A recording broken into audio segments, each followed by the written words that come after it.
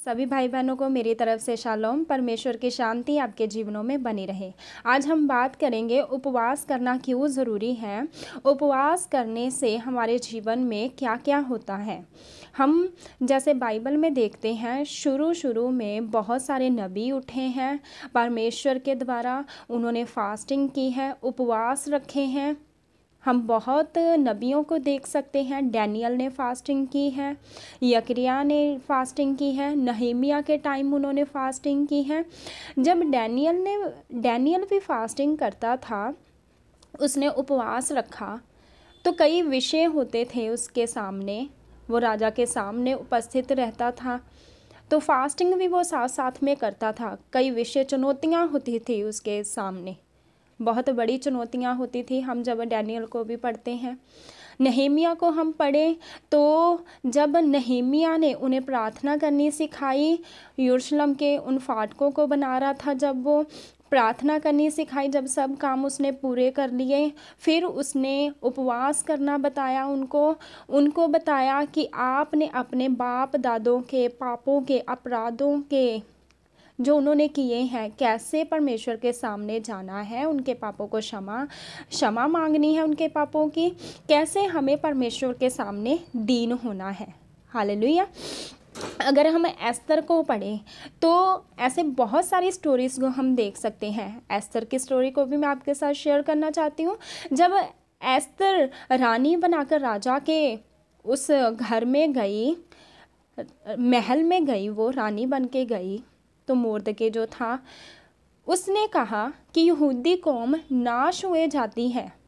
तो एस्तर ने क्या कहा, वो वैसे ही राजा के सामने नहीं गई। जब हम एस्तर की स्टोरी को पढ़ते हैं, उसने कहा तुम वेट करो, मैं कुछ करती हूँ। उसने क्या किया, उसने 3 दिन रात के रोज़े रखे, उसने खुद भी रखे, उसने अपनी सहेलियों को भी बोला, मोर्दके को भी बोला, सारे जितने यहूदी थे, कहा सब तुम 3 दिन रात के रोज़े रखो। जब तुम 3 दिन रात के रोज़े रखोगे तो परमेश्वर एक बड़े फेवर को करेगा। उसका विश्वास परमेश्वर पर था। हालेलुया। ये कोई नई नहीं थी। जब वो महल में गई, नई प्रार्थना करनी नहीं सीखी थी इसने, वो शुरू से प्रार्थना करती आ रही थी। शुरू से उसको पता था कि मैंने प्रार्थना कैसे करनी है, कैसे मैंने फास्टिंग में जाना है, कैसे बंधनों को तोड़ना है और कैसे परमेश्वर कार्य कर रहा है।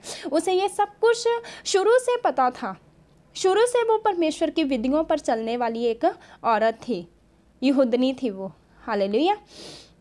तो उसने 3 दिन रात के जब रोज़े सभी से रखवाए, कोई खाए पिए ना, मैं भी नहीं खाऊंगी, मैं भी आपके साथ वो उपवास को करूंगी।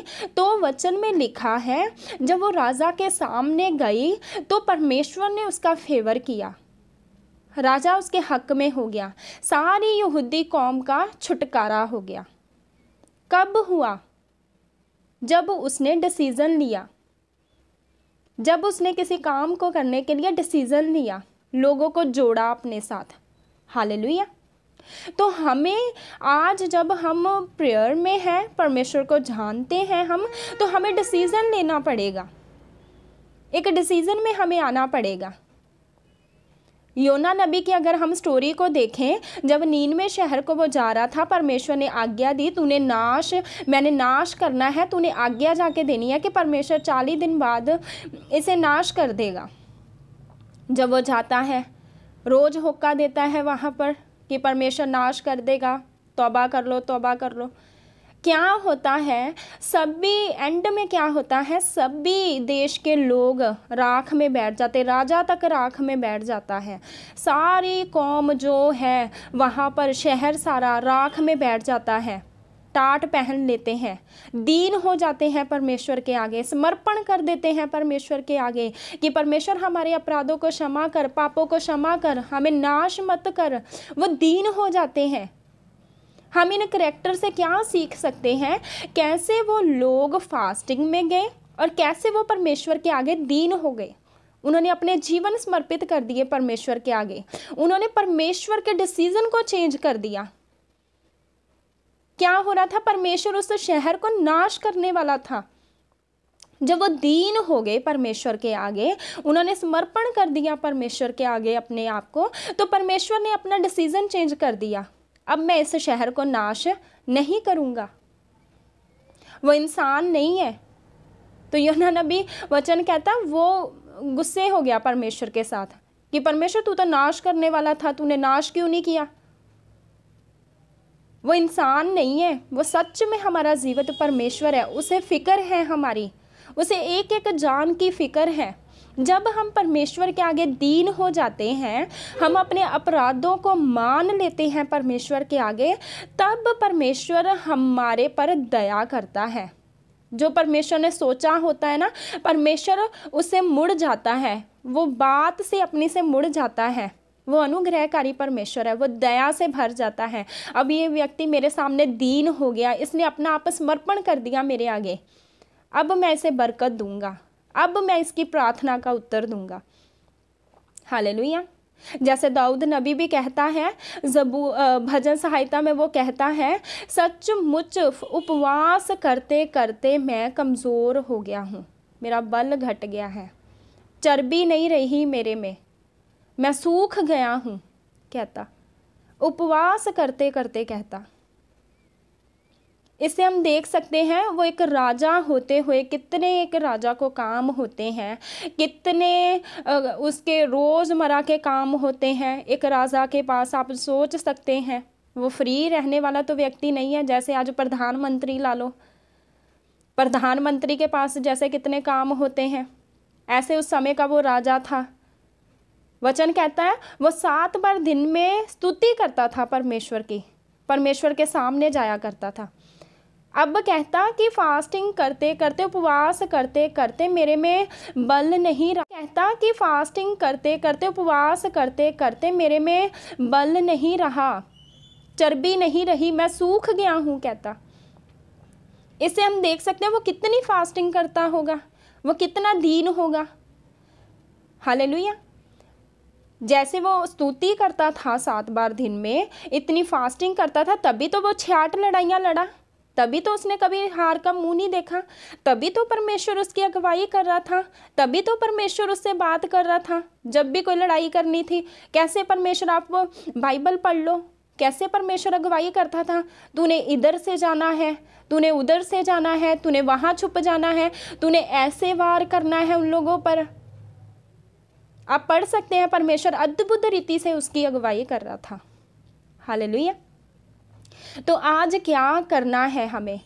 आज हमें जो परमेश्वर ने एक और नया साल दिया है, एक और नई हमें ज़िंदगी दी है, तो हमें परमेश्वर के आगे अपने आप को पूरी तरह सरेंडर कर देना है, पूरी तरह समर्पण कर देना है। जो 2023 में हमसे वो काम नहीं हुए, हमसे वो फास्टिंग नहीं हुई, हमसे वो प्रेयर नहीं हुई, हमसे वो बाइबल रीडिंग नहीं हुई, आज से वो मन बनाए, वायदा करे परमेश्वर से कि परमेश्वर आज से मैं दुगनी रीति से तेरे कार्य को करूँगा, मैं प्रेयर में जाऊँगी, मैं फास्टिंग में जाऊँगी, मैं बाइबल पढ़ूँगी, मैं प्रेयर करूँगी। एक नियम बनाए इस नए साल में और परमेश्वर के सामने अपने आप को दीन कर दे। वचन कहता जो अपने आप को परमेश्वर के आगे दीन कर देता है, अनुग्रह भी परमेश्वर उन्हीं लोगों पर करता है। ये तो पुराने नियम में, अब लोग कहेंगे ये तो पुराने नियम में था, नए नियम में कहाँ था? तो नए नियम में भी हम चलते हैं। नए नियम में देखें तो यीशु मसीह ने भी 40 दिन फास्टिंग की, 40 दिन उपवास रखे। प्रेरितों के काम में देखें तो वहाँ भी लोगों ने फास्टिंग की, परमेश्वर के आगे वो दीन हुए। हालेलुया। तो वचन कहता है ऐसी कई समस्याएं हैं, ऐसी कई दुष्ट आत्माएं हैं जो बिना प्रार्थना, बिना उपवास के नहीं निकलती। वचन कहता फास्ट रखो, उपवास करो और बंधनों को तोड़ो। खाली हमारी प्रार्थना से ऐसे कई ढीठ दुष्ट आत्माएं होती है जो नहीं निकलती। आप खाली ऐसे प्रार्थना करी जाए, चाहे आप बाइबल पढ़ी जाओ, प्रेयर करी चलो, नहीं निकलती वो। कहता बिना फास्टिंग के कई दुष्ट आत्माएं नहीं निकलती। आप बंधन तोड़ेंगे, फास्ट रखो और बंधनों को तोड़ो। हमें फास्ट रखने पड़ेंगे, हमें प्रेयर के साथ साथ हमें फास्टिंग में जाना पड़ेगा। फास्ट जब हम रखेंगे तो बंधनों को हम तोड़ देंगे, सच में वो बंधन टूटेंगे। उसका वचन प्रभावशाली है, उसका वचन सच्चा है, उसके सारे वायदे हाँ और आमीन में है। जब हम वचन को लेकर हम फास्टिंग करेंगे, सच में परमेश्वर अपने वचन से बाहर होकर कोई काम नहीं करता। परमेश्वर ने अपने वचन में बीच में रहकर ही कार्य करना है। जब हम वचन को लेकर फास्टिंग करेंगे, वचन को लेकर प्रार्थना करेंगे, सच में वो बंधन हमारे टूटेंगे जो इतने सालों से नहीं टूटे। वो बीमारियां हो, वो दुष्ट आत्माएं हो, उसे जाना ही पड़ेगा। वो जाएगी यीशु मसीह के सामर्थी नाम में, वो निकलेंगी यीशु मसीह के सामर्थी नाम में। हालेलुया। तो यकरिया को जब हम देखें तो यकरिया में परमेश्वर का वचन कहता है, जो तुम फास्ट रखते हो, जो तुम उपवास रखते हो, क्या अपने लिए नहीं रखते? जो खाते हो अपने लिए नहीं खाते? जो पीते हो अपने लिए नहीं पीते? तो मेरे अजीज़ों, जो भी हमने फास्ट रखना है, हमें परमेश्वर के लिए रखना है। परमेश्वर के सामने हमें पूरी तरह सरेंडर कर देना है, पूरी तरह हमें अपने आप को समर्पण कर देना है परमेश्वर के आगे।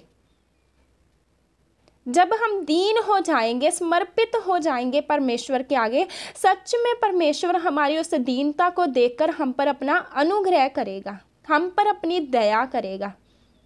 हालेलुया। तो फास्ट कैसे करना है? तो हम सुबह का फास्ट कर सकते हैं, शाम तक कर सकते हैं, 6-7 बजे तक कर सकते हैं। अगर कोई बीमार व्यक्ति है वो 12 बजे तक, 2 बजे तक फास्टिंग कर सकता है। हम अपनी नींद का फास्टिंग कर सकते हैं। आज हमने सोना नहीं, हमने प्रेयर करनी है, फास्टिंग करना है। पैसे का हो गया, नींद का हो गया, समय का हो गया। जो समय हम दूसरे कामों को देते हैं, वो समय अब हम परमेश्वर को दे रहे हैं, उसकी भी फास्टिंग होती है। कई तरह की फास्टिंग है, हम कर सकते हैं वो फास्टिंग। आदत डाल सकते हैं, धीरे धीरे हम बढ़ा सकते हैं अपनी फास्टिंग को। जब हम हफ्ते में 1 रोज़ा रख सकते हैं तो परमेश्वर हमारे समय को भी बढ़ाएगा। परमेश्वर हमें हिम्मत देगा, बल देगा हमें सब काम करने के लिए, फास्टिंग करने के लिए। रात को प्रार्थना करके सोया करें, सुबह अगर फास्टिंग करनी है, परमेश्वर मेरी मदद सहायता करें कि मैं फास्टिंग कर सकूं, मैं उपवास कर सकूं, मैं इसे पूरा कर सकूं। हालेलुया। सच में परमेश्वर आपकी मदद सहायता करेगा। हालेलुया। तो मेरे अजीज़ों, हमें प्रार्थना में जाना है, हमें फास्टिंग में जाना है, वचन में हमें बढ़ना है, हमें नए डिसीज़न लेने पड़ेंगे। जितने मैंने अध्याय आपको पढ़ाए, जितनी स्टोरीज़ मैंने आपको बताई है, जैसे उन्होंने डिसीज़न लिए, हमें भी डिसीज़न लेने पड़ेंगे। अगर हम डिसीज़न लेंगे तभी हम कोई कार्य कर सकेंगे। हालेलुया। मेरे अजीज़ों, ऐसे दुष्ट ने नहीं निकलना, ऐसे ही उसके बंधन नहीं टूटने। हमें एक्स्ट्रा कुछ करना पड़ेगा परमेश्वर के लिए। अगर 1 घंटे की प्रार्थना से वो नहीं जाता, हमें टाइम बढ़ा देना चाहिए। अगर एक फास्टिंग से कुछ नहीं होता, हमें फास्टिंग बढ़ा देनी चाहिए। हालेलुया। तो परमेश्वर में बढ़ना है, हमें डिसीज़न लेने हैं, हमें परमेश्वर के अधीन होना है, परमेश्वर के सामने अपने आप को पूरी तरह समर्पित कर देना है। तब परमेश्वर हमारी अगुवाई करेंगे, तब परमेश्वर हमें ब्लेस करेंगे। हालेलुया।